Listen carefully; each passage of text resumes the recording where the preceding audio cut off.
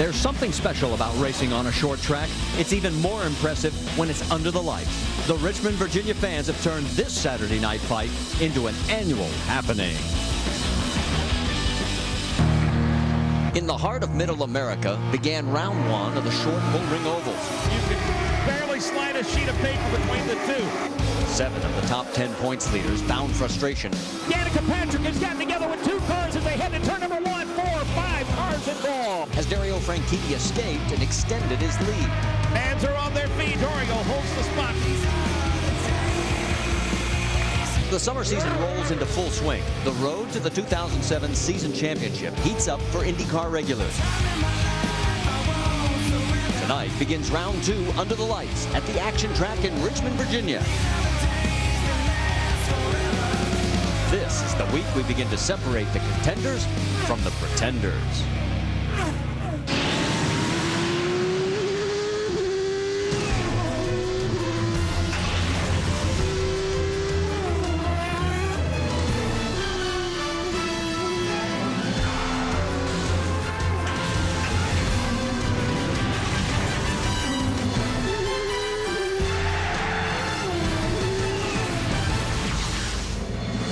And we welcome you live to the action track, Richmond International Raceway, where we're getting ready for race 9 of 17 in the 07 campaign. It's the Richmond Indycar 250 presented by XM Radio. And as the drivers get ready to climb into the cockpits for 250 laps around this 3/4-mile bull ring, if the question looms, will it be anything like what we saw just 1 week ago in Iowa, where 9 cars were damaged in one shape, form, or another? We welcome you to Firestone Race Day. We'll get you caught up on everything that's going to unfold over the next 2 hours here at Richmond. Across the top of the screen, we'll show you our starting grid. What's significant is qualifying was rained out, and it means we will start on entrant points, which means the benefit goes to Dario Franchitti. And I guess the big question is, can we even afford to have another week like we had last week at Iowa? Marty, we really can't, but there's a lot of similarities between the two tracks. Both have a maximum of 14-degree banking, only 60 feet wide, not a lot of room for passing, but you know something? Everybody has to think about championship points tonight. They cannot make mistakes on track. Well, one guy who has been living large has been Dario Franchitti. Let's bring in Jack Arute. Well, yeah, Marty, hot off of his Indy 500 win last week, he had to dodge some major bullets. Not only did he have to be on a roll, but he had to have some good luck to avoid the bad luck that other people encountered. But in the end, he edged out his young teammate, Marco Andretti, to score his 2nd win of the season. And for Dario Franchitti, it is a 51-point bulge, almost enough, Dario, that you could afford not to start this race and still lead. How, in any way, will that affect the way you run tonight? It's too early in the season to start thinking championship. You know, we've got a nice lead there, but we've got to keep running up front week in, week out. The Canadian club guys are doing a really good job. Just got to keep putting ourselves in position to win races, and we'll see what happens. As good as Dario Franchitti's luck has been, there have been others that have had bad luck. And for more on that, here's Vince Welch. It's been a tough 3-race stretch for Helio Castroneves. He had a dominating lead at Milwaukee when his rear wing malfunctioned, costing him what looked like a sure victory. Then at Texas, he was caught up in someone else's trouble and again finished 16th. Then last week at Iowa, spun exiting the pits, and then later caught up in another incident as Helio Castroneves, I don't know if I should stand so close to you, man. Lightning might strike us here. It hasn't been good luck the last 3 races. How much pressure do you feel now to kind of turn it around as the championship marches on? I tell you one thing, this is the perfect place for us, especially being a backyard of Philip Morris.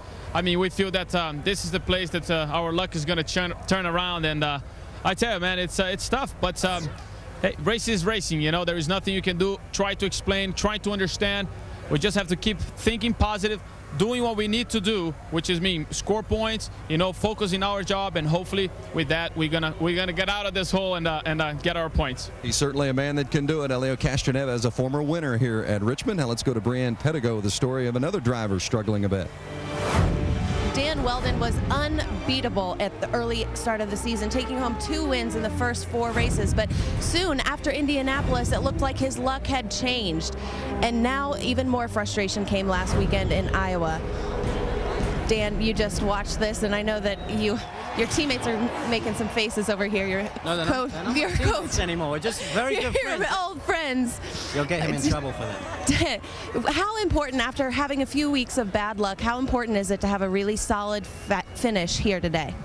Well, to be quite frank, Brianne, I've never been in this situation before. I've never had a run like this, and you know, it's extremely disappointing for the whole Target Chip Ganassi racing team. Certainly, out of the last 4 races, I think we've been struck with some bad luck, but you know, I can't be perfect all the time, and I made a very big mistake that that drivers shouldn't make.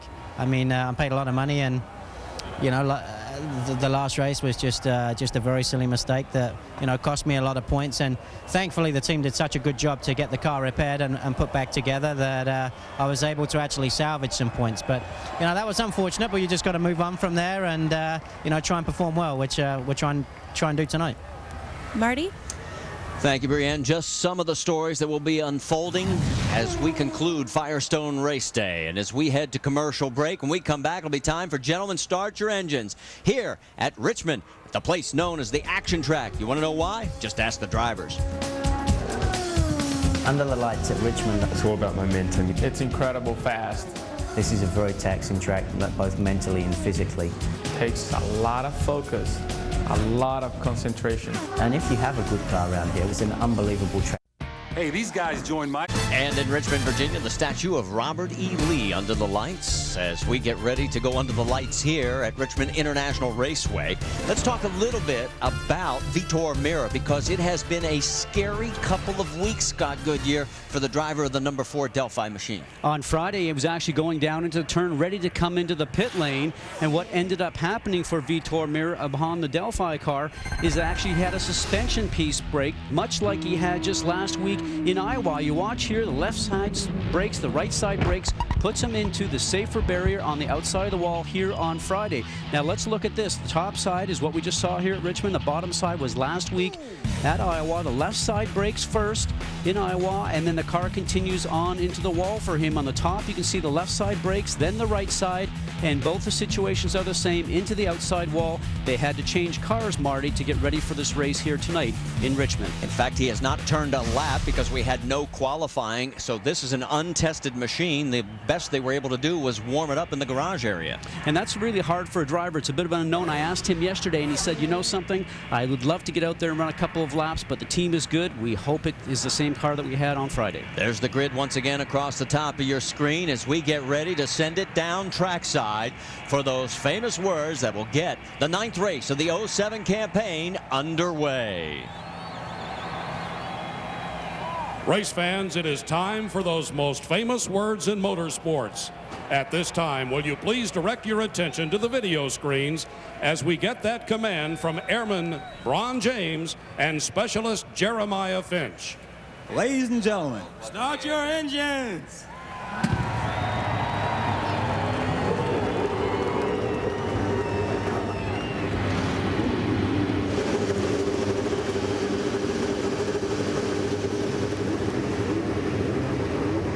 And thank you guys for a great command. And of course, we want to welcome all of our men and women in uniform stationed around the world watching today's IndyCar race via the Armed Forces Network. There you are on board with one of our 6 onboards. There's Tony Kanaan. You want to talk about a guy who had a tough week last week. He certainly did. It's rare to see Kanaan have a DNF. It's even more rare when he is involved in an accident, what he creates. I mean, in Iowa, he got loose going into the corner. It just turned around, collected Jeff Simmons. And of course, as we take another look at it, it takes a lot to put these cars back together. Let's bring in Jack Arute with our Valvoline track tip. Well, in fact, it's a price you pay for a crash, and that's what happened to the Andretti Green Tony Kanaan team. Is they had to go hard to work, take the entire car apart, ship the tub out to be repaired, have new carbon fiber repairs, and then totally rebuild it. The total, well, 28 man hours, but they worked on it and they had it here in plenty of time. The one plus out of all of it, guys, is during that tub inspection, they discovered there were some small hairline cracks that were not part of the Iowa accident, so there was a plus. So maybe a a hidden positive, but boy, still an expensive one, Scott. You know, you put all your trust in the team of guys that work on the cars, and as a driver, whether you're going 175, 80 miles an hour at a track like here tonight or 230 at Indy, you put your trust in those guys. They are the best. All right, we're on our first of 5 pace laps. Remember, we're on a 3/4 mile bull ring. Let's show you our 6 onboard cameras out the front with Vitor Mira.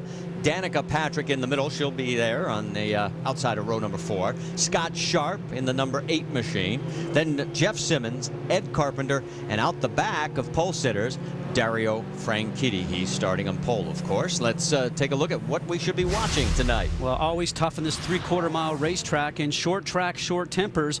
Really, you have to make sure that you don't get into a situation where if somebody cuts you off, you go out there revengeful and try and take it back on them, because it never works. Communication is going to be so important from the spotters here to get the survival to make the 250 laps here tonight. Spotters are up top talking to the drivers all the way around, the eyes and ears for the drivers to help them survive this race. And patience, everybody's talking about championship points right now. You have to get to the end. Patience is a virtue. Expect the spotters and the team managers to be on the radios to the drivers, reminding them that patience is a virtue here at Richmond. Well, we've got a moment. Let's send congratulations out to Kevin Harvick on his Busch Series win earlier today.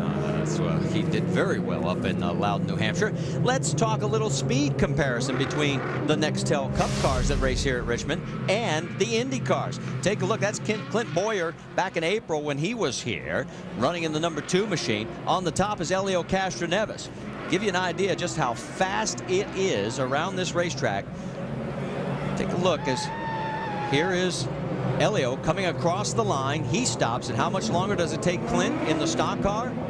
Well, exactly 5.7 seconds. Now, let's give you an idea of how much that would total over a 400-lap race.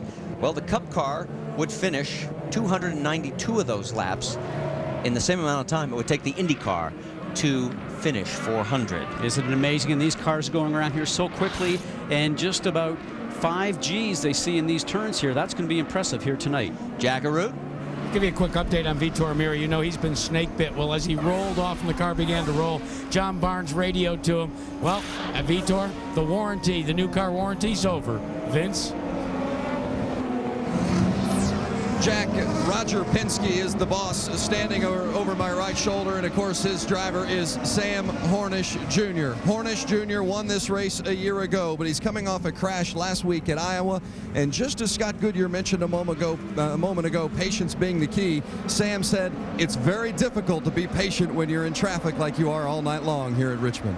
Pace car is off. They come out of 4. We are absolutely green, and already a spin. Sam Hornish is turned around. Will he keep it fired? It looks like he will. And the yellow is out. Well, we talked about survival. Probably a situation of just trying to get the foot on the gas pedal and the back end starts to come around. Remember, cold tires right now. The tire pressures are not up. A lot of horsepower with these Honda engines. Let's watch. We'll see Sam Hornish on the inside of row 3 trying to get on the gas just a little bit ahead of his line mate. Elio Castroneves on that 3rd line, just trying to squeeze up the speed faster than everybody else, and it caught him out, Marty. Well, luckily for Sam, he kept it fired. He will not go a lap down. Take another look at it.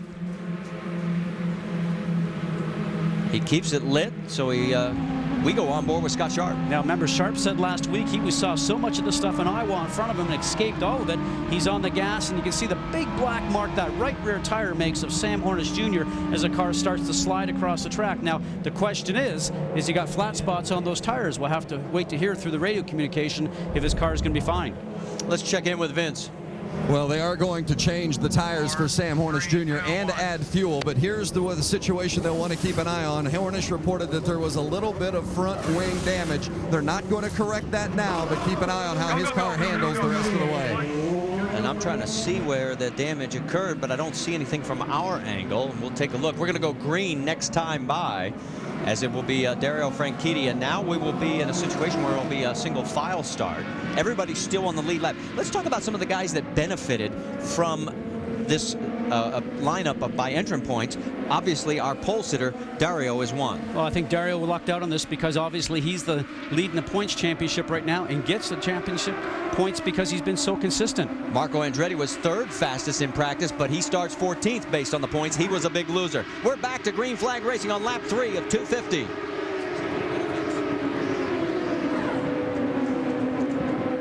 Saw the pass on the outside of Danica Patrick. She's going to lose a spot. That is Thomas Schechter, and he's going after the 8 car. You're on board with Danica. So difficult to do right out of the box. These drivers have not been in the car since yesterday, and you got to get your mindset and yourself all spooled up. We watch Danica right now trying to get the other side of Vitor Mira, but a great job by Thomas Schechter. Look at the handwork going on right now with a 7-car Motorola car of Danica Patrick. So Danica's going backwards. Vitor's picked up a spot. Thomas Schechter's picked up a couple. Let's get another update on Sam Hornish's situation. Vince Welch. Guys, the front wing damage was not cosmetic on top, but Hornish believes when he went through the grass, he may have damaged the underneath side of that front wing. He's not reporting any troubles as he's back green racing, obviously, and picking off drivers in front of him as you see him move on Sarah Fisher. So it looks at this point as if there's no serious issue with the front wing of Sam Hornish Jr. Well, that'll put him up to 16th. He was dead last in the field in 19th, so he has picked up 3 spots. Take a look at Marco Andretti right now. Marco is up to the 11th position. Remember, he started 14th. A driver that was so quick here, as you mentioned, 3rd quickest in practice, really wanted to get the car out there and qualify. Hopefully for him, his oval track problems have been cleared because until Iowa last week, he had not finished an oval track race so far this year. Remember him chasing teammate Dario Franchitti across the line? He was very happy with that, and a lot of relief for the young driver who's only 20 years old. So as Marco continues to motor, let's get an update on him from Brienne. Well, guys, I spoke with his race strategist, Kyle Moyer, earlier in the day, and he said that since Texas, Marco has been like a brand new person. He's got a renewed focus, a renewed energy for the sport, and is really just even showing up to meetings with his A game. So hopefully that will play out and he'll get his victory on an oval. All right, thanks, Brienne. As we're holding for our race leader, there is Dario Franchitti coming across the stripe, and he is widening the margin 0.3 of a second each of the last 2 laps. He's up to a 1.9-second lead over a teammate, Tony Kanaan. Now, he's had a very consistent year so far, has not been outside the top 10 in either qualifying or race finishes, and obviously getting a 2nd win just last weekend and going about winning this championship right now very quietly. He understands that his point lead is very strong as he has people chasing him, and right now you're going to see a situation where they're going to start lapping here very quickly. On the underside, the 23 car of Milko Duno, he just makes to make sure that he gets past these cars very cleanly. To show you the speed difference, Milka's at 153. Dario's at 163. She's already a lap down. Jackaroo?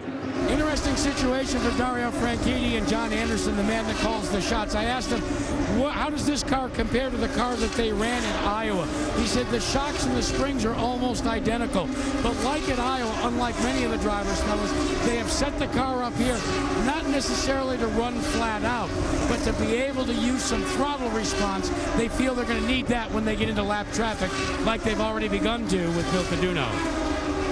All right, thanks, Jack. And let's take a look at our leaderboard as it is Dario Franchitti by 1.8 seconds over Tony Kanaan, Scott Dixon, Dan Weldon, and Elio Castroneves rounds out your top 5. And as we head to commercial break, we'll send you side by side. A great crowd here on night. Dario, he's led only 2 other races this year. That was Indy and Iowa. He won both of those. Could this be number 3?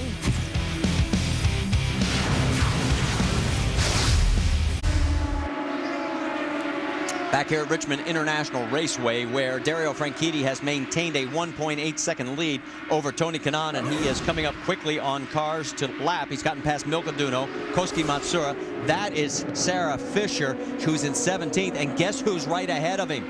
That is Sam Hornish Jr., and I'm wondering if that report we got earlier from Vince Welch is getting worse. Vince, you got any more? It exactly is the point, Marty. Sam Hornish Jr. is reporting that the car is very difficult to handle. It's got a terrible push. He said something is wrong with it. Roger Penske is urging him to just try to be patient until they can get a yellow so they can come in and address the front wing. Again, underneath the front wing is where Hornish believed the car has suffered the damage. Jackaroo? And Dario Franchitti, your leader, continues to hunt like a wounded animal, that Sam Hornish Jr., but Dario's developed a slight challenge. Remember, there was a USAC Silver Crown race here just previous to the start of this event. It has put rubber down on the racetrack that's beginning to be picked up. They've made a change in the rear bar as he goes to the inside and puts Sam Hornish down a lap, but they're going to have to take a good hard look at these cars and see what they pick up, Scott Goodyear, in this first stint. You know, it's amazing when you think about how competitive Sam Hornish is on ovals, and he's such a driver that loves to drive the car so loose. But for him to go down a lap right now, it's not the end of the race from him, because strategy might be able to put him back on the lead lap, and they'll get the car working a little bit better. But I'll tell you something, Marty, very uncharacteristic for Sam Hornish and Team Penske. I remember Sam won here last year and again back in 2002. So, yeah, there is definitely something wrong with the car. Take a look. This is one of the best battles we've got going on the racetrack right now. That's the 17 of Jeff Simmons, Marco Andretti, and Ed Carpenter. That's 11th, 12th, and 13th. You're on board with Carpenter. Let's go on board and check our Firestone telemetry with Ed Carpenter. Now remember, some of these super speedways we go to were flat out in the gas. Even Iowa last week, a 7/8 mile racetrack, but because of the configuration, we were flat out most of the time. Here's a situation where you're hard on the gas going down to the turn, getting on the brake usually just a little bit, and watch the G's sort of build up. This is even in traffic, over 3.5 G's usually, but the fast guys that are going to be up front right now that have clear track ahead of them will be getting up towards 4.5 and 5 G's themselves. Now, he's in a situation now, Marty, right now where he's just trying to have a case where he can get some clean track ahead of Marco and maybe start to run some faster laps, because he was pretty quick in practice. And if we drop back just a few cars, there you see Dario Franchitti starting to close as there goes Ed Carpenter under Marco Andretti. And here comes some more cars. That's the 14 of Darren Manning going under Marco. Yeah, we copy that. Front way now. Okay, so what's happening right now is you hear some spotter chatter going on. All these cars that are in front of Dario Franchitti's, he's now looking to make a move underneath the 22 of AJ Foyt IV. They are being told by their spotters that the leader's coming up behind you. So that's when you dig a little deeper, stand up in the seat, and try to go a little faster, not to put yourself a lap down. So we now have a total of 14 cars on the lead lap, as Dario Franchitti's next target is his teammate, Marco Andretti. Everybody up. Give you an idea, there is Dario. Let's drop on back to where we see Tony Kanaan. There he is, about 1.7 seconds behind Jack Arute. Yeah, Tony Kanaan in that 7-Eleven car, newly refabricated in that 28-hour stint, is complaining that the car is a tad loose, and they're just going to have to live with it. Expect the first pit stop, fellas, to come around lap 70, so we've got a lot of racing left with that loose race car. Well, Tony's finished 5th here twice in 03 and 04, but the last 2 Richmond races, he DNF'd. And, you know, he's a very experienced driver. You remember last week he got the car loose going into the turn, ended up crashing into the wall. That will be on his mind right now. He won't want to make the same mistake. So if the car is loose, it has that tendency to do the same thing, but he'll just very carefully take the car around the track, not put himself in danger, and he'll make some changes in the first pit stop to correct the handling of the car. And there is the Target Ganassi teammate, Scott Dixon, right in front of Dan Weldon. That is 3rd and 4th on the racetrack. They are 2.6 seconds behind the race leader. You heard the radio, loose off from Weldon. That means he's putting his foot on the gas, and that power to the rear wheels wants to make the back end of the car walk itself out. Fold over steer. He'll do some correction with the steering wheel when he does that, coming off the turn. Now, it's livable now about lap 39. Will it be livable, Marty, when it gets to a lap around 60? We'll have to watch that. You saw that statistical note on Scott Dixon winning back in 2003 from the pole. He also led every single lap that race. Here's your top 5 right now, and so far it's been all Dario Franchitti as we go side by side at Richmond.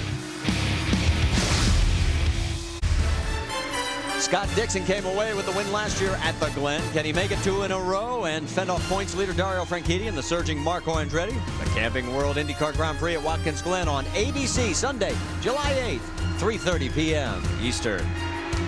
And you're riding on board with leader Dario Franchitti, still not able to get around his teammate and 15th place Marco Andretti. I'm sorry, he did get around him, and that's now Jeff Simmons he's trying to get around.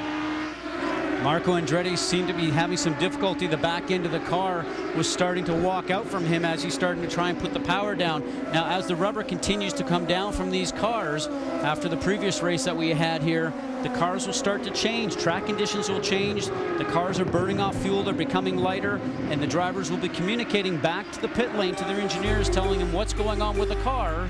And they'll come up with some type of strategy to make some changes for the first pit stop to try to improve the car all night. Well, if you're just tuning in here at the top of the hour, we welcome you to Richmond International Raceway. It is the Richmond Indycar 250, race number 9 of 17, presented by XM Radio. I'm Marty Reed, along with Scott Goodyear. That's our race leader, Dario Franchitti, going around Jeff Simmons. Whoa, and there was almost a crash right there. But Franchitti has led every single lap. We've had one caution so far. That happened when Sam Hornish spun on the green flag lap and has since gone a lap down.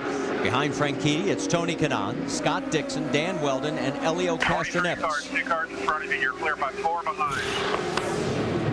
And that was Tony Kanaan's radio, giving him an update on who's in front, who's behind. Just some good information for the driver to understand that once he gets past the 17 car, Jeff Simmons that we ride aboard right now with his ethanol machine, directly in front of that is a 23 car of Milka Duno, who had a slow start, but she's been running just about the speed of a lot of the traffic here in the last 10 or 15 laps. Remember, not a lot of experience in Indy cars whatsoever, no oval experience, a lot of road course experience, winning in the Grand Am Series, but her oval experience is very minimal. Tony Kanaan going around Simmons as he is trying to track down Dario Franchitti. The lead has opened back up to 2.1 seconds, and that's because Tony's been in the traffic and Dario has gotten through. There you see Sam Hornish trying to take care of some business, but he is already a lap down in 15th place. There's Scott Dixon as he gets around. You heard Scott Sharp talking about the car pushing, and Vitor Meira has gotten around him. So Meira now in 7th, Sharp in 8th. We'll get it back. We got a good car. Team giving him encouragement. We have a good car. Stick with it. They know they need to make changes. The first pit stop in. Now, all these drivers would have used the aids that are actually inside the cockpit for them, their roll bar adjustments and their weight jackers to try to make the cars work just a little bit better. But then they would run out of options with that. They'd go through all the way through the options of having the best selection they can with the weight jacker and the roll bars, and now they'll need changes in the pit lane. Take a look at Vitor Meira. Let's give this team a tip of the hat. They're up to 7th position. Remember, they crashed, never had a chance to take a test run in this car at all. Jack, you've got more? Well, yeah, remember, unlike in past years, you now do not have an engine already strapped in your T-car. So when Meira crashed that Delphi Special, they had to literally build the car back in the garage area. So which chassis and what car is this? The exact same car that Vitor Meira last drove at the Indianapolis 500. Guys? Well, this is his 5th start here at Richmond. He has 2 of his 7 second-place finishes right here, 2004 and last year. We're going to step aside. You'll go side by side here at Richmond.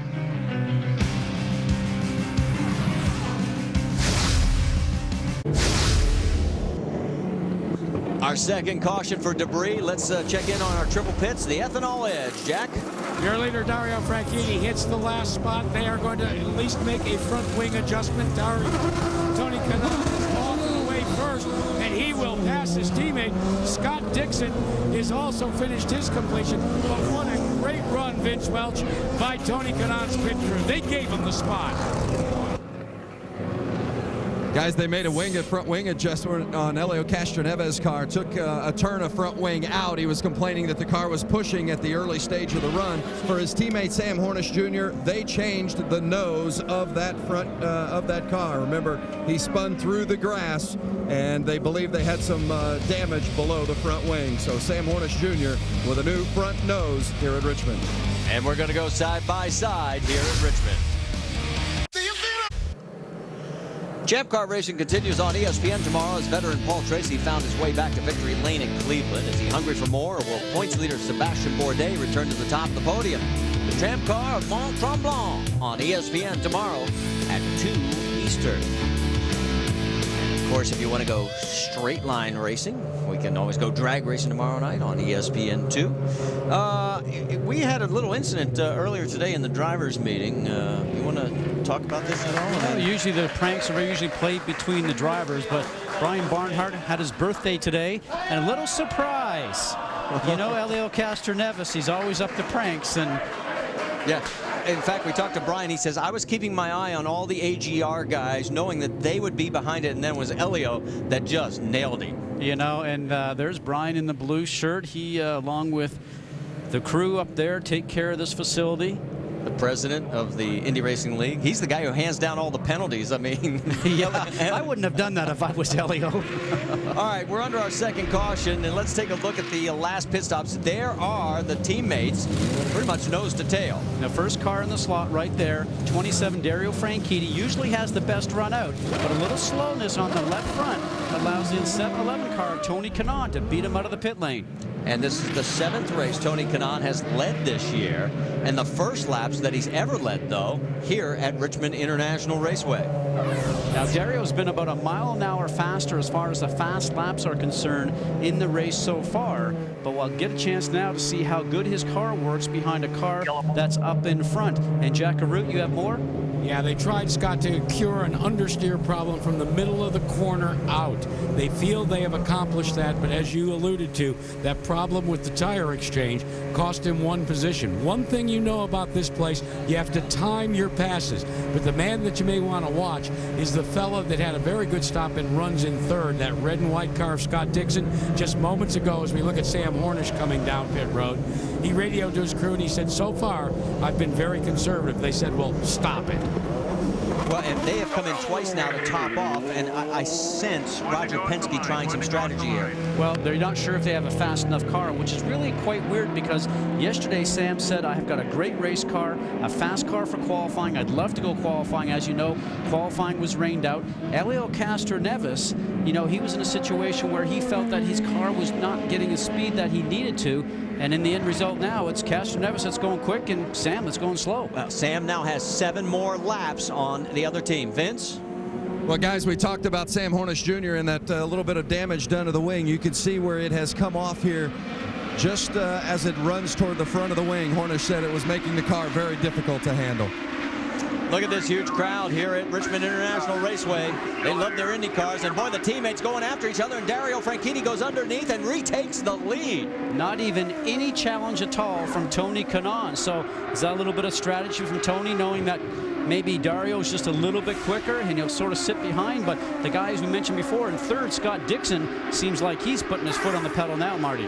I don't think Tony wants to give up anything right now. I mean, these guys, if they want to get back in the championship chase, have got to start getting ahead of Franchitti, not looking at his back wing. Well, lap 72 at 250, there's a long way to go. Maybe Tony's just going to work on his car, get the car working, and try to not extend himself right now. So you see Marco Andretti and a little bit of a dice up with the 22 of A.J. Foyt IV. Now, both those cars are a lap down, as we have a total of 12 cars on the lead lap. And we can also update you that Thomas Scheckter got around Scott Sharp, and he is flying, Vince.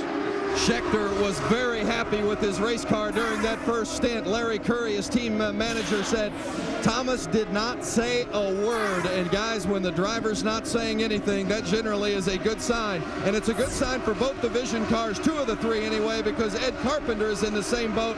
Both drivers very happy with their race cars through that first fuel stint.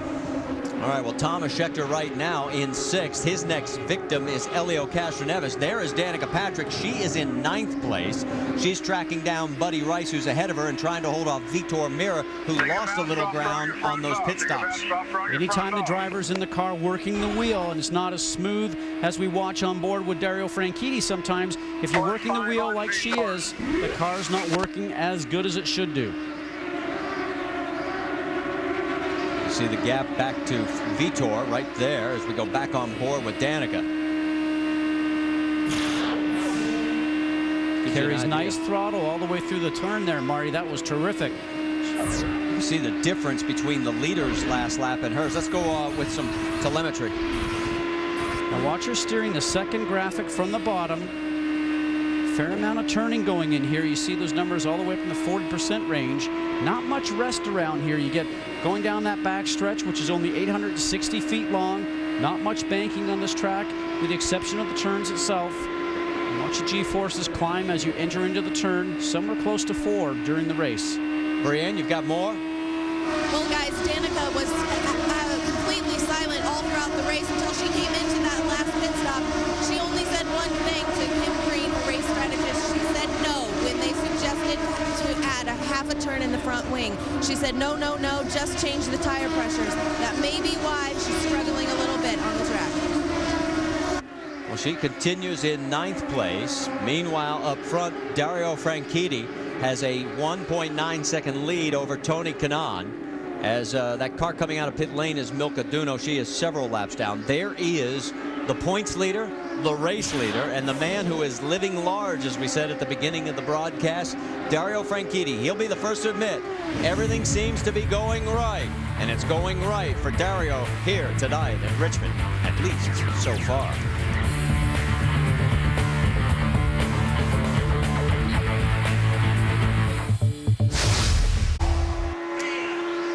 It's time to vote for the best driver of the 2007 ESPYs. You can vote online. It's ESPYs.tv. The nominees are Dario Franchitti, Jeff Gordon, Kevin Harvick, Sam Hornish, Jimmy Johnson, Tony Schumacher. And you can tune in Sunday, July 15th at 9 Eastern on ESPN to see who wins. Back here, it is all Dario Franchitti by 2.1 seconds now over Tony Kanaan. And to take a look on the racetrack, a lot of traffic, Scott Goodyear. We're on board with Ed Carpenter. And we talked about how narrow this track is, only 60 feet wide, not a whole lot of banking in the turns. This situation right now for all these drivers is that they do have to have patience. Clear out. Nice job, buddy. Keep pushing. We talked about that at the very beginning of the show. You have to get to the end. There's a lot of valuable championship points here. You cannot get frustrated. Vince, you've got more on Ed Carpenter, who's flying in 10th. Carpenter matched his season best finish when he came home 6th last week at Iowa, and his results in 3 races here at Richmond have gotten better each time. He told me today he's feeling a lot more comfortable here at Richmond, and Scott, you know that makes all the difference in the world when you're confident in your car and you're comfortable at the track.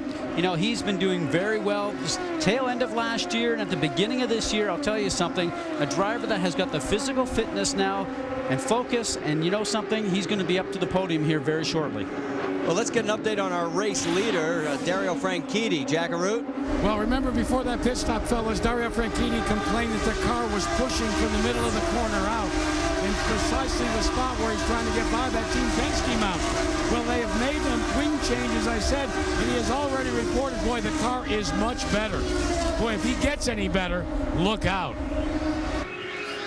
Well, Sam Hornish Jr.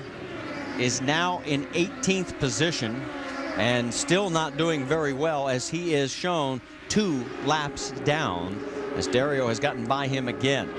Let's show you what Thomas Scheckter is. That's the margin from 1st all the way back to 6th position, where Thomas finds himself. There's Elio Castroneves in 5th. Here comes Thomas closing in quickly behind him. Scheckter may have the best car on the racetrack, second only to perhaps Franchitti's.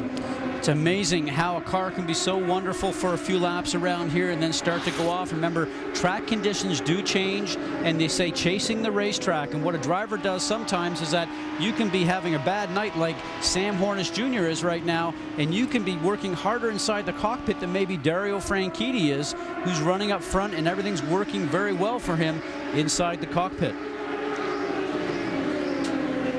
We're looking at tire pressure. And as you're going, Scott, these lap times are pretty good. You're holding your own with these guys. That was Scott Sharp's radio. Let's get more from Jackaroot. Well, you heard Ray Lito talking about wanting to check the tire pressures. For Scott Sharp, the car is becoming unpredictable. At the drop of the green flag after that last pit stop, it started to get very loose. Then Scott Goodyear, it went neutral, and now all of a sudden, it's gone, and I'll quote, way loose all over again. Well, as we watch the Firestone telemetry now with Scott Sharp, maybe just watch the throttle. Gives you an indication of how the car is going to be working for him. And if it's not correct, he'll be radioing back into the engineer, Jeff Britton, to get some information on that car so they can make some more changes. Remember, the drivers do have some aids inside the cockpit. A weight jacker, you can transfer the weight from the right front to the left front to try to get the car maybe to turn in a little bit better. The roll bar adjustments that the driver can use also inside the cockpit can change the rear suspension and the front suspension, but it is limited here. And I keep talking about chasing the track conditions here. That's what you have to do if the car is not right. But conversely, Marty, you got a guy like Dario Franchitti who's making no changes probably inside of his cockpit right now, and the car's working perfectly for him. Franchitti's lead is up to 3.1 seconds. The real battle is for second, third, and fourth. Tony Kanaan, Scott Dixon, and Dan Weldon. There is Kanaan, and you can see Dixon closing right there, and Weldon not too far behind. We're working lap 104 of 250. The midway point of the race and the 2007 season will be at lap 125.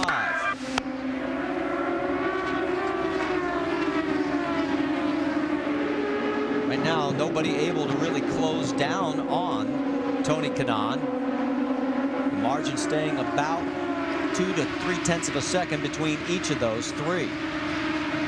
But interesting to note that Kanaan, when he does not have traffic in front of him, is able to run laps just a little bit quicker than the leader, Dario Franchitti, when Franchitti has no one in front of him. So it'll be interesting to see if that Tony Kanaan is working with his car right now, trying to get a little bit better, wait for some changes in the next pit stop.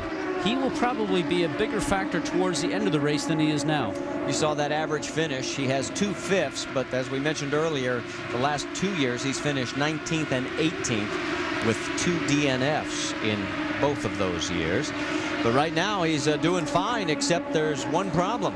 It's called Dario Franchitti, the points leader. The Canadian club car is trying to check out. He's got a 3-second lead over Tony Kanaan. Scott Dixon, Dan Weldon, and Helio Castroneves round out your top 5 as we go side by side at the Richmond Indycar 250.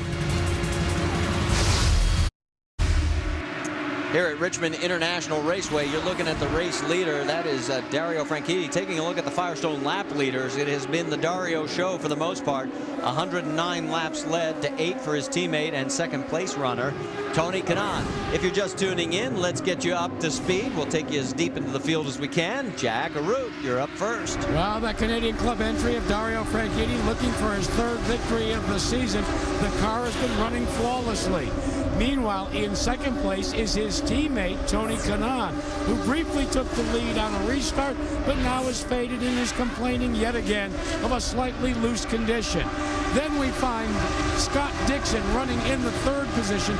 Dixon telling his team he is just playing it conservative, but he is being trailed by his teammate, Dan Weldon, who's trying to get on the right side of things after the disappointment 1 week ago at Iowa. Weldon, though, complaining, Vince Welch, of a loose race car.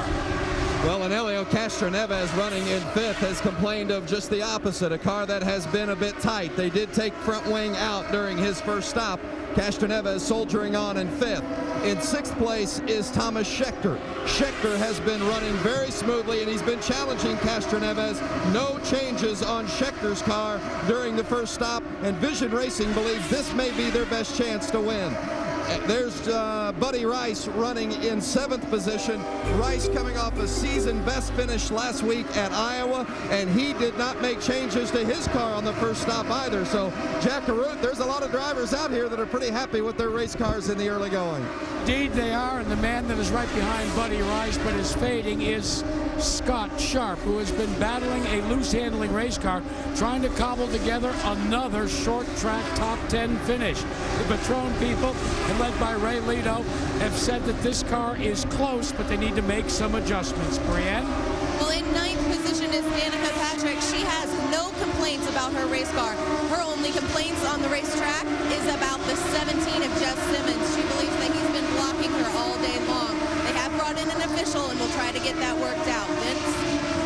Ed Carpenter has moved up 5 positions from his 15th starting spot. He is currently running 10th. It's another good run for Carpenter, but he did just radio in and say he's going to need a little bit of front wing at the next stop to fight off an understeer. And rounding out in 11th, it's Vitor Meira. Darren Manning, the last car on the lead lap, in 12th. And then, as you go one lap down, it's Jeff Simmons, Marco Andretti, A.J. Foyt the fourth. Sam Hornish Jr. is a couple of laps down. Sarah Fisher, Koski Matsura, and Milkaduno is behind the wall. That rounds out our field. Great job, guys. You're all caught up to speed. And it continues to be Dario Franchitti, but the margin is down to 2 seconds. It was at one point 4 seconds. So again, as he gets himself back into a little bit of traffic here, Scott, allows the other guys to chance to close up. And traffic always plays a part here, whether it's the people you're trying to pass for a position or if it's the people you're trying to get past because they're down a lap and their car is not working very strong. You heard Danica Patrick trying to get around Jeff Simmons, who's struggling with a car that's not up to speed tonight. And once she did that, she's been able to click off laps here about 158 miles an hour. And that's about 3 miles an hour faster than just about everybody else on the race course. Matter of fact, she then turned around and is putting distance on Ed Carpenter. And while all this was going on, there's Buddy Rice. He has gotten around Elio Castroneves. He has moved into the 6th position. Buddy started 12th, so a good charge for him up to the number 6 spot. He's led in 2 of the last 3 races and finished 8th or better in the last 2 races. For Elio Castroneves, though, flip side of the coin, the last 3 races have been a disaster.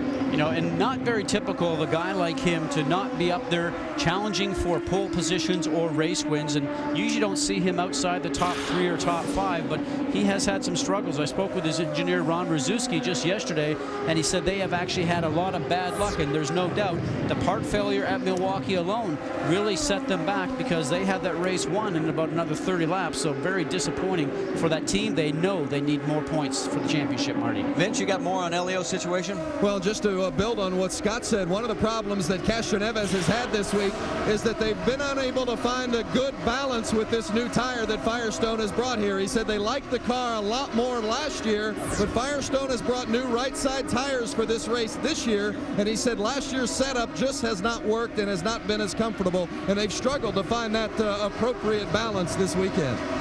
All right, thanks, Vince. You know, we are past the midway point. We passed that while we were going up to speed at lap 125. Let's sit back, ride on board, just listen and watch and see how smooth everything is going right now for Dario Franchitti. Here we come up to start finish, and we'll ride along and see what happens.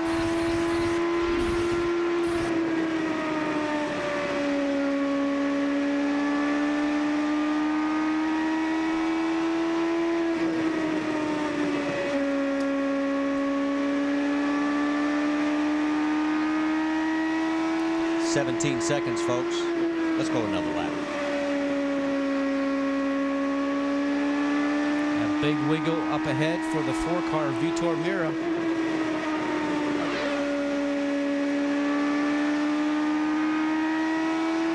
Not easy to drive around here, these cars.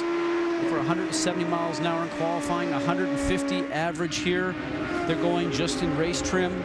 You think about the stock cars that run here, 126 miles an hour for their qualifying effort. Big speed difference here. And Meira is the next victim to go a lap down, as he is in 11th.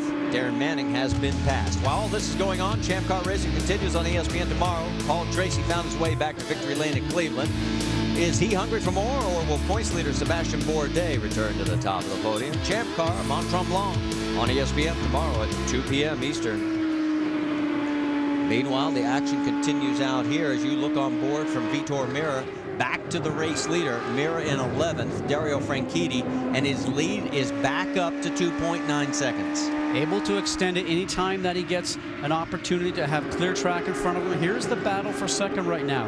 Tony Kanaan hanging on with a loose race car. Scott Dixon in hot pursuit along with teammate for his target team of Dan Weldon, just trying to chase Tony Kanaan down at this time. There is Weldon in the number 10 car. You know, a tip of the hat to those guys. We talked about it at Iowa. They both had problems, fixed their cars, came back out, and scored 10th and 11th place points when they could have just given up and been about 18th or 19th. But with all the carnage, they ended up picking up a lot of valuable points. As we spoke with Mike Hall this morning from the Target Chip Ganassi team, he said, you know, the gain in points there might just be enough to help you in a position championship run later in the season. And some smart moves by them, because points are so valuable towards the end of the year. And if you can find yourself gaining 5, 7, or 10 points by going back out, it's well worth the effort the team did to get the car back out there. And kudos to the team to put everything together. And that's when the driver really knows how well the team works for him when he goes and crashes the car, and they put it back together for him to get back out. We'll talk more about points as the evening progresses. Let's talk a little bit more about Thomas Scheckter and Buddy Rice. There they are. That is a battle for position. Scheckter's in 5th. Rice is in 6th.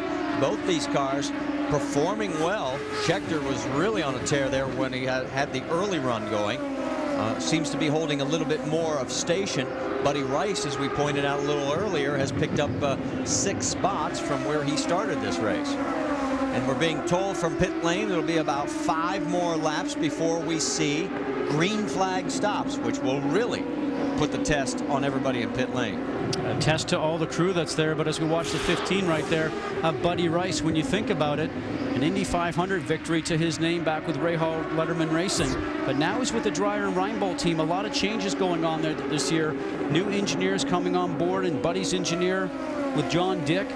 Those guys are starting to really work hard. Things are starting to click for them, and a small team, guys, a small team that's chasing down the big teams that are just up ahead. Well, he's running in the same position he won when he had his best finish here in 2004. This is his 5th start at Richmond. His finish last year was disappointing, 13th. All clear by 5. Here at the spotter Tillon, all clear by 5. And that's great information, because now you know that you can go ahead and start working on the car in front without jeopardizing yourself, getting sideways or costing yourself some time, and maybe having the car behind you come up and sneak past. So now he has the opportunity to work solely on trying to get past Thomas Scheckter. Buddy's an interesting guy. Loves his hot rods, works on them in the wintertime. He's actually starting to put together a 56 Nomad for his wife. Seems like it runs in the family. Love the hot rods. Back to the man up front, Dario Franchitti. He is 2.3 seconds ahead of Tony Kanaan. Here's our GoDaddy.com trivia question. In which race this season did Dario Franchitti fail to complete every lap? And there's only one of them. So you have a guess there, well, sir. You know, you always get the questions. How come I always have to do the answers? I'm not sure how this works, but I'm going to guess the first race of the season. I think he might have not finished one lap there. You are correctamundo. Miami. He completed all but one lap, where he finished 7th in that race. And right now he is leading lap 151 of 250. In fact, he has led 144 of those 152 laps. Sarah Fisher, as she comes in for her stop. There you go. You can hear the radio in the background. 4 new tires, load of fuel, ethanol. Some small wing changes going to the front wings there by both crew members on the front wheels. So Sarah right now running in 18th position, 3 laps down, 4 by the time she gets back out onto the racetrack. So our green flag stops as we see other teams starting to set up for these pit stops here at Richmond International Raceway. Here comes Thomas Scheckter. Vince?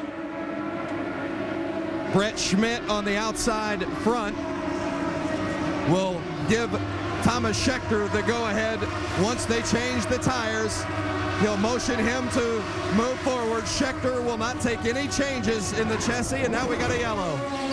We have a problem in the backstretch. I'm looking to see what car it is. There it is. It is the 17 of Jeff Simmons, and it looks like damage to the right side.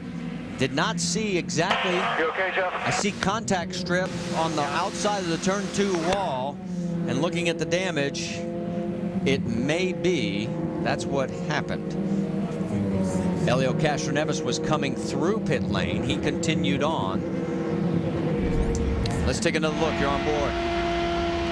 Car's turning in just a little bit high, gets back on the gas, and just off the line just a little bit, gets the right side wheels into the marbles. Now look at the right front tire. You can see all the tire marbles that are actually accumulated on that. When those tires are hot, it picks that stuff up so quickly, and as this race goes on, that line up the top will start to get a little bit lower, as we see Jeff coming out of turn 2 right now on the high side and hits the outside retaining wall, that safer barrier.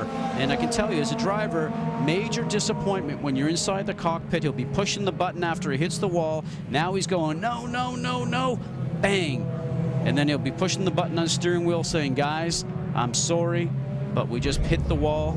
Coming out of 2, our day is done. He was 2 laps down, I believe, in 15th position at the last time I had checked. And And he's been days struggling with his race car today. He's been off of pace just a little bit. You can see the frustration in him. He is just soaking wet sweat from the heat here and the humidity. Very tough racetrack here.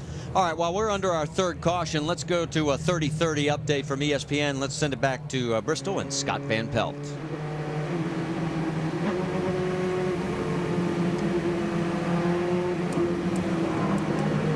Scott Van Pelt. Back here at Richmond International Raceway, everybody taking advantage of the third caution brought out by Jeff Simmons. And we'll have to sort everything out as they all come back out onto the track. You're on board with Dario Franchitti. And as we take you back and show you what happened, let's bring in Jack Arute. Well, Dario Franchitti originally was going to make a wing adjustment. He elects not to, waves it off. But look directly behind Dario Franchitti as they go to work. They make a wing adjustment on Tony Kanaan's car. Why? Because Tony Kanaan reported, fellas, the car is almost so bad I can hardly drive it. So they've got to begin to do something. But Franchitti waved off the recommendation by John Anderson to make a wing change. All right, thanks, Jack. So right now, we are under our third caution here at Richmond International Raceway. Don't go away. Our third caution here at Richmond International Raceway as a result of Jeff Simmons crashing in turn 2. As we have Dario Franchitti is in first place, Tony Kanaan second. Now we have been told by race officials Elio Castroneves will be given a drive-through penalty. He is the last car on the lead lap in 9th position, but he passed coming out of the pit lane, and that's a no-no as Indycar officials are going to give him the pass-through. There's your top 5. Stay with us.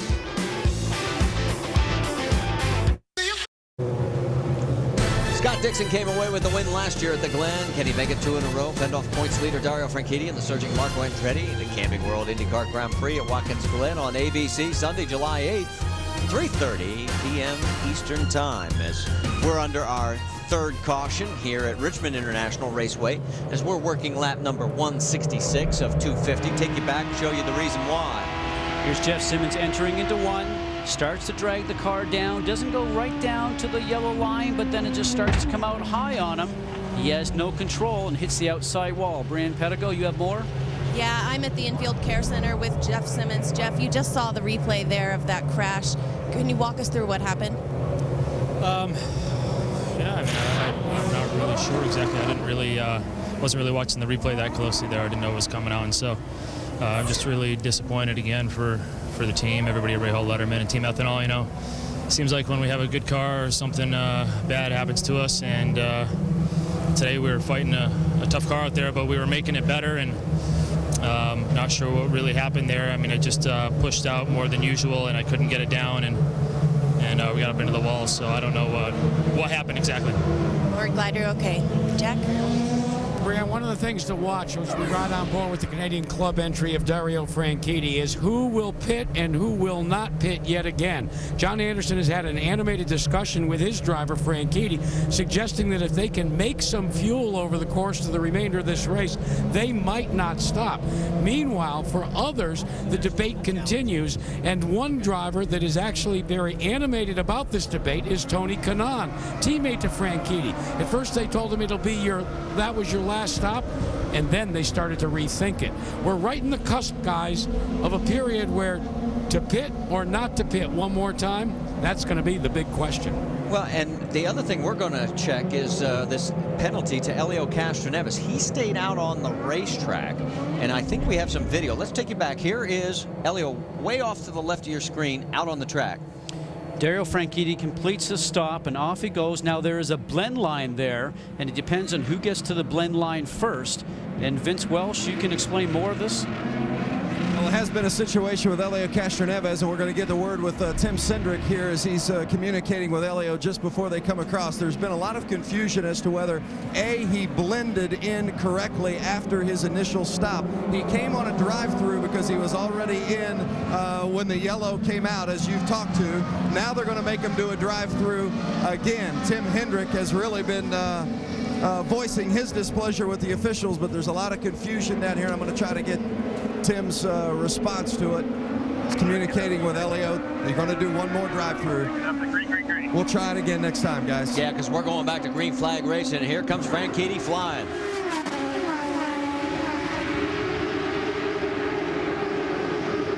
Man, he is hooked up. I can't believe it. Power down, handling right from the very green flag.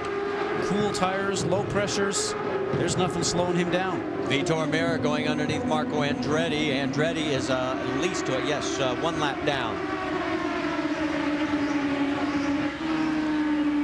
We have a total now of 11 cars on the lead lap as both Thomas Scheckter and Ed Carpenter were able to get back on the lead lap. It's a nice battle going on right now with Danica Patrick, Scott Sharp, and Vitor Meira. Here we are side by side. That's Dan Weldon going underneath Tony Kanaan. And here is Elio with his drive-through penalty.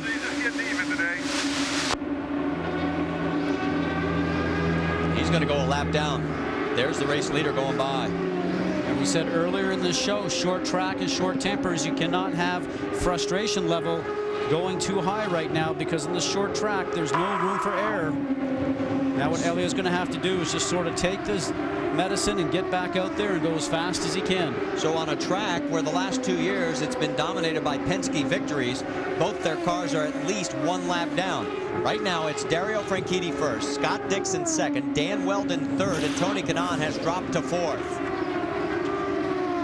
Now the target cars have started to go just a little bit quicker after that last stop, and it seems like they're just a little bit faster than the pace set right now by Dario. All right, let's get more on Helio Castroneves' penalty with Vince Welch.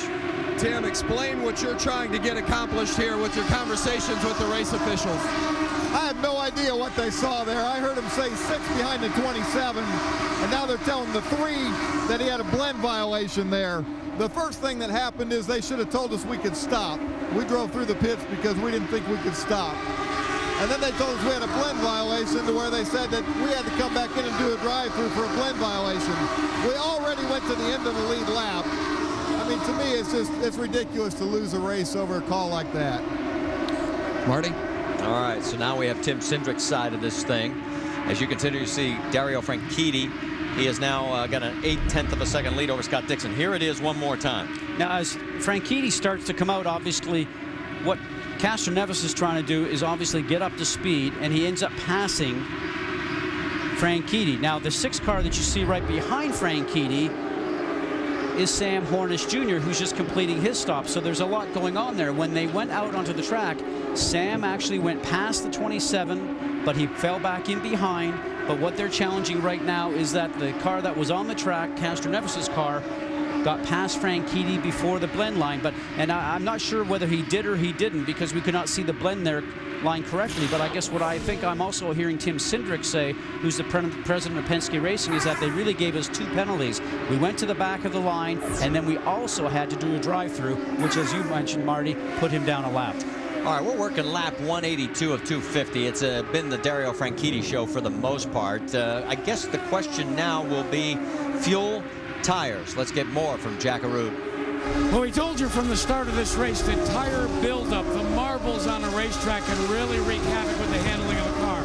I never thought that it would happen with the safety car driven by Johnny Rutherford. During that period, they picked up so much buildup on their tires that Rutherford called for the backup car. Why? He thought he had a flat tire. So this stuff is really being picked up, not only by the race cars, but by the pace vehicles as well, guys. Great catch, Jack, as we have seen a lot of accidents, crashes caused by that very problem. Take a look at what's going on the track, because there's your top 5 at the Richmond Indycar 250. We're going to step aside as you go side by side. At Richmond International Raceway, we're working lap number 194, 250. Take a look at the Firestone lap leaders, and looking at that, you'd say it's all Dario Franchitti, and it has been up front for the most part. But there's been a lot of stories unfolding behind him, one of which is Helio Castroneves. We have checked with race officials. They dispute what Tim Cindric says. They say we did tell them it was okay for Helio to continue his pit stop, that he did not have to continue back out onto the racetrack. And as far as the blend line situation, they said that their timing and scoring system shows he should have been behind Dario Franchitti. When he was not, he was penalized. So that is the official version from league officials. And the end result is Helio Castroneves is a lap down in 11th spot. Meanwhile, well, the endless good fortune of Dario Franchitti continues. And as we mentioned, he's the first to admit he's loving the wave that he is riding. He knows it will come to an end sometime. But right now, got Hornish back there, Dixon right behind him. I don't know when that wave is going to come crashing, because he has just been on a rail. Well, you know, as we said talked to him the other day, and he said, you know something, I'll take any luck that comes my way. Remember the past couple of years he's had races fall away from him because he's had some bad luck. But you think about before he came to Richmond, led 130 laps all season. And now he's already led 190 in this race alone here today. That is Sam Hornish trying to get one of his 2 laps back. Let's check in with Jack. You've got an update on the fuel situation now? Yes, I got an update on the fuel and an update on a very, very upset Chip Ganassi. This car, number 27, your leader, Dario Franchitti. I checked with John Anderson, asked him if they have to stop again. He said it is going to be very, very close. But the 2 red cars directly behind him, Scott Dixon, as you see there, and then Dan Weldon, well, they do not intend to stop, but they want one car to stop. The car that is wedged between the 2 of them, and that is the Team Penske entry of Sam Hornish. Ganassi went down and talked to Roger Penske, pleading his case. He said, your man is 2 laps down. Let us get by so that we can try and chase down the leader. And as you can see by Sam trying to get underneath the race leader, I don't think he's having any of it. Whoa, that's awfully close. And that will probably open up the door for the target car. Sam goes low to try to stop the impasse of those guys starting to go through. He tried to make that move stick and didn't get it done. That's probably just going to frustrate more so Scott Dixon and Dan Weldon. Now watch here, coming off the turn. Sam's got a little bit more speed going down the front stretch. He gets on the inside. Watch these tires, how close they get right now. And the wing itself. Franchitti had no choice. He had to get low on the racetrack because we saw what happened to Jeff Simmons if you go just a little bit too high. But Sam then started to slow up, and then I thought it was going to be Dixon and Weldon going by, but Sam took the low line going back down to turn 3 and just stopped those guys from taking advantage of the mistake. Dario's never been known for his prowess on the short ovals, but he's been good. 3 wins, including last week at Iowa, leading 660 laps. Do you know in the last 5 races, you want to know why he's in the points lead? 2 wins, never lower than 4th, and he has picked up 250 points in the process, 60 more than the guy second best in that 5-race stretch, and that's Tony Kanaan, his teammate. That's what you have to do if you want to win a championship. We're going to go side by side here at Richmond. The laps are winding down.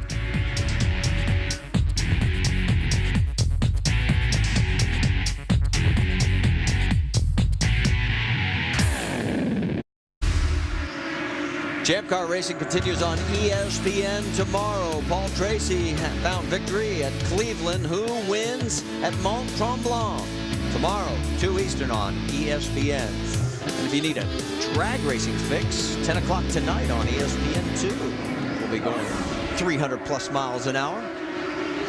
36 laps to go here at Richmond. Dario Franchitti, and there is the 9 of Scott Dixon in second place, getting underneath Sarah Fisher. She is several laps down in 17th position. Franchitti, as we've heard from Jack Garout, has to conserve fuel. He's on a razor's edge. But the target cars are telling everybody they got plenty of ethanol in their tanks to go the distance. And Dixon and Weldon, between the 2 of them, 1.3 and 2.5 seconds respectively behind the race leader. And now it's down to 1 second for Scott Dixon. There is a group of cars zero in on Danica Patrick. She has fought her way back to 6th place. What's the latest on Danica, Brianne? Danica is continuously happy with her car. They've radioed to her saying that she is fine on fuel. She will make it till the end of the race, and in fact, she can go ahead and put some more pressure on that right foot and catch her former teammate, Buddy Rice. Well, she was 10th in her rookie year here in 05, 15th last year. So right now, this would be a best in her 3 efforts if she just holds on to 6th. And you need to know that she's putting her foot on the pedal, as Brianne said, simply because there's not really any love lost between the 15 of Buddy Rice and the 7 in the Motorola car of Danica Patrick. Not great team relations last year. And then when she left to go over to AGR, I think that was sort of like, ooh, good riddance sort of thing. So I don't think you'll be seeing any of those two having any lunch or dinner anytime soon. And right behind Danica Patrick is Scott Sharp for position. That's Sarah Fisher in between the two of them. There is Sharp. He is running in 7th position. Do you know that he is like only $190,000 in winnings away from $10 million in his career in IndyCar racing? They called him the Ironman. He's now starting his 130 consecutive race here. Has more race starts, although he had one injury in his career that actually broke the string of starts, but he's back to 130 right now. And the oldest driver in the field currently, 39 years old. He's increased his fitness here in the past couple of years. His wife always says, I always know where to find him. He works out twice a day in the gym. Well, as we approach the top of the hour with 27 laps to go, let's get you up to speed if you're just tuning in and find out what the fuel strategy is for everybody running up front. First up, it's Jack Arute. Remember the rhyme of the ancient mariner? Water everywhere, but not a drop to drink. Well, for Dario Franchitti right now, he would give $1 million for a few extra drops of ethanol. The question mark for your leader is, will he be able to go without another pit stop? The men that are pursuing him from Target Chip Ganassi's team, they have plenty of fuel, at least according to Chip Ganassi and Scott Dixon's tactician, Mike Hull. They have put the whip to their cars, and they are beginning to close on your leaders. Meanwhile, for Tony Kanaan, who runs in the 4th spot, fuel is not the issue. Handling is the issue, and that is an issue that they have been fighting since the drop of the green flag. Vince? Well, running in 5th place is Buddy Rice, having another terrific run. His team owner, Dennis Reinbold, was upset just a few moments ago because Sarah Fisher, Rice's teammate, was making it a little bit too difficult, whether deliberately or not, a little too difficult for Buddy Rice to get by. But Rice can make it, his engineer, John Dick, tells me, can make it on fuel the rest of the way. Brianne Pettigo? Danica Patrick can make it as well. She is still looking for that first win, but is extremely happy in her car. They know this because she has not said a word except when she was in the pits. She's got enough fuel, in fact, so much that she can run any fuel mixture she wants at this time. Jack? All right, Brianne. Meanwhile, right behind Danica is a Scott Sharp who must be a bit disappointed. The car has been good, but he has been mired in traffic. Fuel is not an issue for Sharp and his green and black Patron machine. Directly behind Scott Sharp is the 4, the Delphi Special for Vitor Mira. Mira, who had more than his share of problems over the course of the last 2 weeks, is just happy to be continuing to run.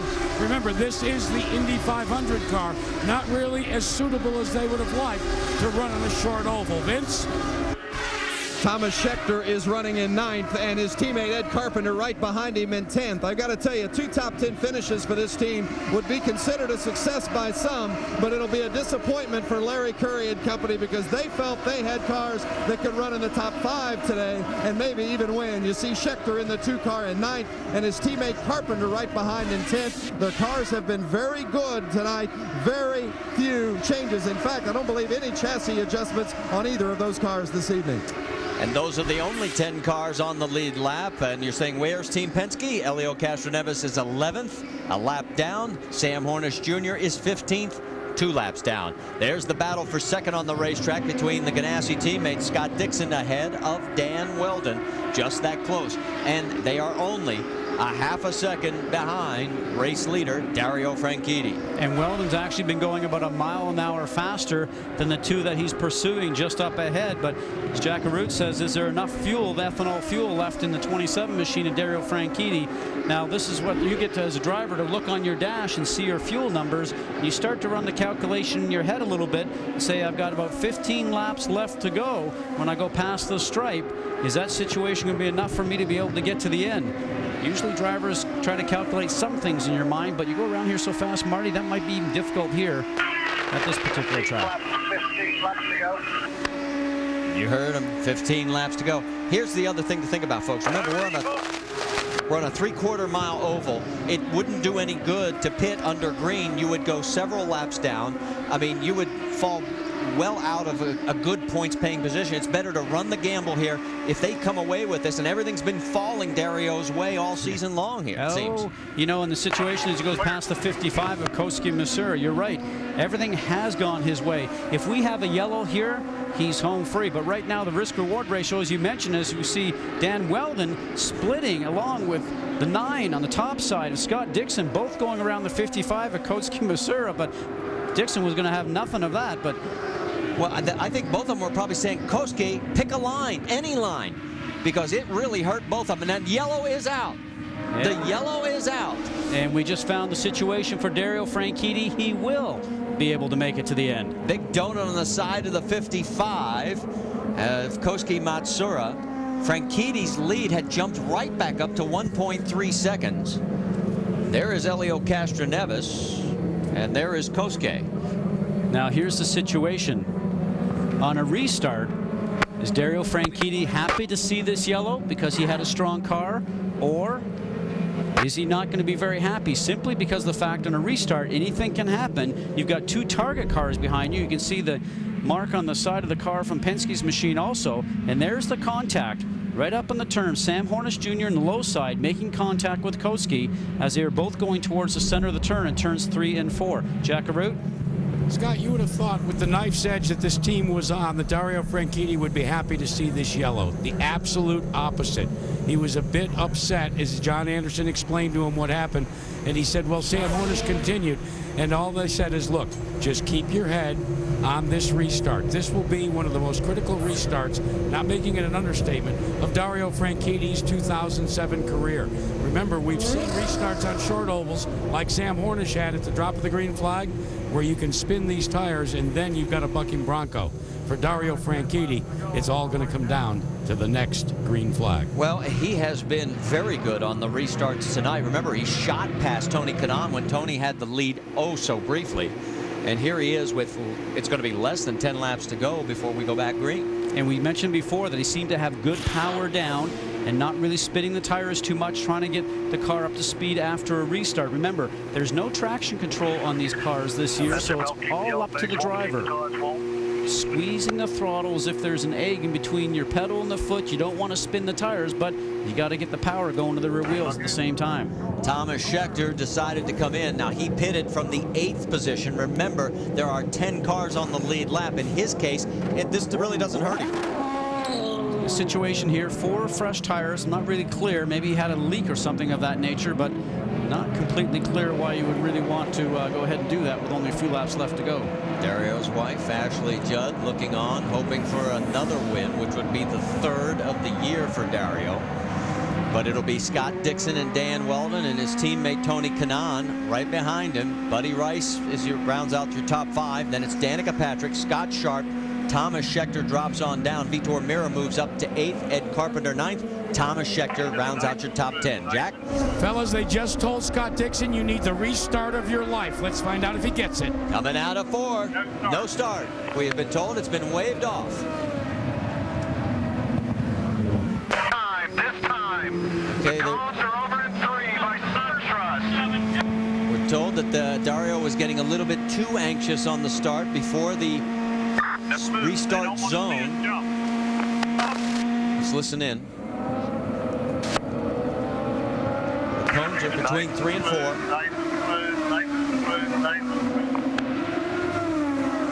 Coming out of 4. And we're back to green. 6 laps remaining here at Richmond. And what a great restart by Dario.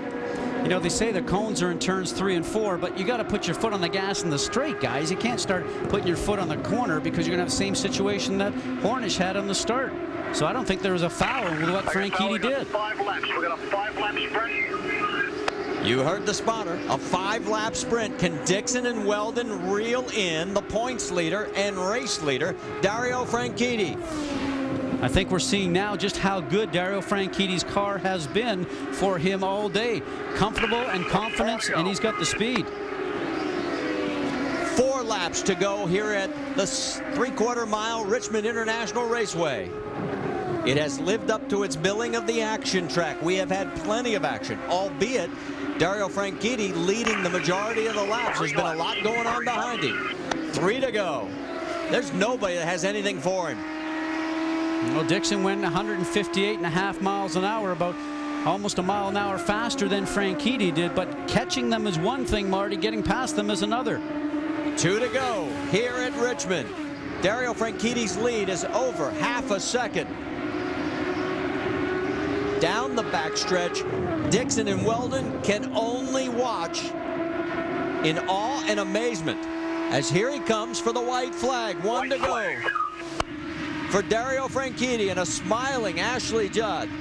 This one, when he crosses the line, will be his 3rd win of the season, the first time he's won more than 2 races in a single season. Here he comes out of 4, your race winner, Dario Franchitti. Hey, we Super Joe. Excellent, mate. Great race. Bloody brilliant job, boy. Fantastic. Good job, girl. Way you go, boy. 4 of his 7 career wins now have come on the short tracks. It's the 28th IndyCar Series win for Andretti Green Racing, and Dario extends his points lead. And we'll talk to him when we come back. Want to see something cool? The fireworks in the background here at Richmond International Raceway as Dario Franchitti has set a new race record, breaking last year's mark. He goes 133.4 miles an hour in an average win for his 7th career win. Let's check in with Jackaroo. Ashley had the great line, says she so looks forward to these little meetings at the end of each race. Ashley? Weekly chats. Your husband just set a new record, a new race record here for Richmond. From your perspective, and Tony Kanaan gives the congratulations. From your perspective, is there one thing you see that Dario is doing on these short tracks that makes him excel? Short tracks are pretty technical, and he likes technical driving, so that certainly has something to do with it. And I know that he was asked to conserve a little bit, and that's one of his special aptitudes, being really quick while still saving some fuel. But really this season, I think the tone was set at St. Pete when he went down 2 laps, had something broken in the car, not really good brakes, I believe it was, and raced his way back up to 5th after really having gone down. So he's just really enjoying, I think, the spirit of driving. Well, I think like what you said, he's a gentleman. Ashley, go congratulate your husband. Let's go to Vince Welch in victory lane. Dario Franchitti just climbing out of his car, and the still photographers flashing the celebratory victory photos, and Dario just got a congratulations from his team owner Michael Andretti, congratulating his crew on those terrific stops during the course of the event as well. And Dario wins for the 2nd straight week, last week at Iowa, this week at Richmond. What is it about this track? You've been 1st, 2nd, and 3rd the last 3 years here. What is it about this track that suits you? I enjoy driving it a lot. I think it suits maybe my style a little bit, but Andretti Green are giving me really good cars here, which makes my job a little bit easier. Now, they say that you're a street course guy, road course guy. How's the short oval fit your style? It's kind of the same feelings. You got to feel what the car is doing. I have to say a big thank you to the engineering staff, though, AGR. We took some big gambles last night, especially Alan McDonald, my engineer, my long-suffering engineer, because he took an educated guess today, and it really worked out. You weren't nearly the fastest in the practice sessions as he gets the hug from Tony Kanaan on the victory. What was the change that Alan made that vaulted your car to the top? Well, we knew it was okay in race trim, but it wasn't quite. We didn't think a winning car, but we didn't get a qualifying sim. That's why we looked so far down the time charts. But he just took a little bit of a gamble. I'm not going to go into too much detail, but it worked. You said before the race, you told Jack too early to think about the championship. Do you start thinking about it a little bit now that you've put 2 wins in a row together and you've strengthened your lead? No, absolutely not. If the Canadian club guys keep performing this way, the car keeps performing this way, and I keep doing my job, we'll might be in with a chance. He's certainly doing his job, Marty. Well, in Hawaii, the wave is called the Bonsai Pipeline. And right now, the man riding that wave is Dario Franchitti. He led all but 9 laps, and look at what he does now. Lengthens his points lead to 65 over Scott Dixon, 72 over Weldon Kanaan. Hornish is 102 back, and Elio is 114. And remember, you get 50 for a race win. We're going to take a break. We'll come back. We've still got more from Richmond.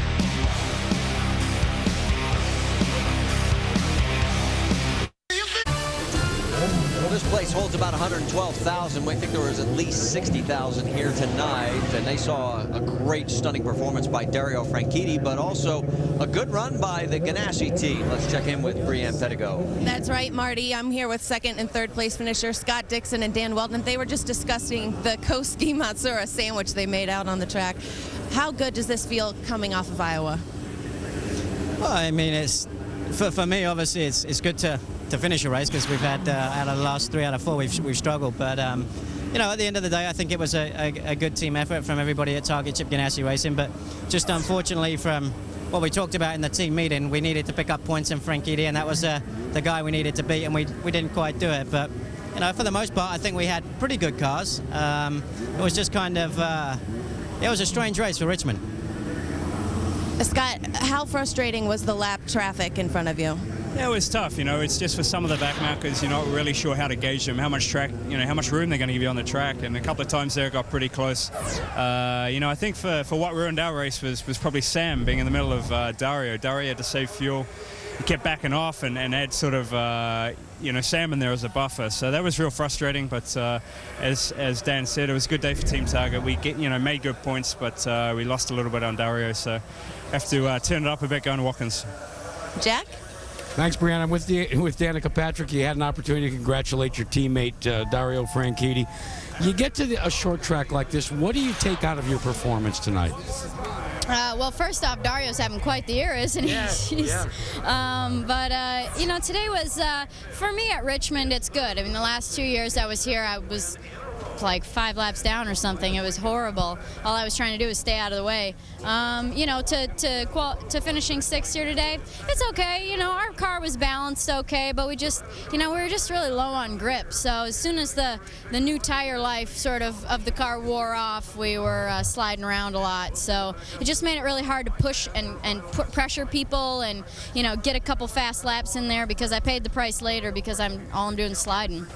Well, next up is Watkins Glen. She and her AGR teammates will be there, as well as the guest that's with Vince Welch. Vince? That's right, Buddy Rice putting another top 5 finish together. 4th last week at Iowa, 5th here tonight. What's been the impetus to your turnaround here? I know you guys have really been making strides. Yeah, I mean, obviously I was a bit of a gimme because of all the accidents, and we just stayed out of trouble. But, I mean, this was a legit one. We ran to the front. We had good pit stops tonight. We're still missing a couple pieces to the puzzle, but, you know, we've gotten some help, and we were able to bring some parts on our car that we really needed for Iowa. Would have been nice to have there because the car was pretty much the same except for these parts. And, you know, it was great to come out of Iowa the 4th, but this was a solid, hard run, top 5, and we were, contending all night and making moves, so it was exciting. And Marty, John Dick, the engineer, really working well with Buddy Rice. This team did not touch his car for a single chassis adjustment all night. And you're right, 2 races, and he is doing very well. And the tip of the hat to Dreyer Reinbold Racing, as they have made major improvements from last year. Stay with us. We still have more coming your way from here at Richmond International Raceway. So as the fans continue to file out here at Richmond International Raceway, this is the 2nd week in a row that the IndyCar Series has been on the road, and there are 3 more in a row coming. In fact, Scott Goodyear, let's take a look at the schedule, because 2 of the 3 upcoming dates are road courses. And they're going to really play in the hand of people like Dario Franchitti and also guys like Weldon, who has some road course experience, and especially Scott Dixon. But 2 of the 3 are going to be on road courses. Return to Watkins Glen, and the first time to Mid-Ohio, guys. A lot of great racing in the future here on these 3 tracks. And remember, Dixon will be going for his 3rd straight win at the Glen, and you'll see that next week. As you take a look at the unofficial results across the top of the screen, we've talked about just about everybody in the top 6. The only person we didn't get a chance to talk to was Tony Kanaan, and but TK, again, another strong race, although the handling did go away towards the end of the event. And there is Weldon talking it over with a Firestone official. Let's talk a little bit about the fact that we didn't have the carnage that we had at Iowa. I think the crews are going to be the happiest of that deal. Well, I think the big thing is for all these teams, they know they have to change these cars over to a road course package to get ready for the next race here at Watkins Glen, and they certainly need some rest. Remember, 5 in a row right now. This is where the championship could be won or lost. Some teams that need to really get themselves going, obviously, is Penske. Will they rebound at Watkins Glen? That's going to be interesting to see. Okay, so as the celebration continues, we'll remind you that we'll see you next Sunday, July 8th at 3:30 Eastern on ABC for the Camping World IndyCar Grand Prix at Watkins Glenn. Don't forget tonight at 10 Eastern on ESPN2, NHRA drag racing from Norwalk, Ohio. This has been a presentation of ESPN, the worldwide leader in sports. Coming up next, it's Baseball Tonight. Congratulations to Dario Franchitti. For Scott Goodyear, Jackaroo, Ben Predigo, Vince Welch, I'm Marty Reed. See you next week.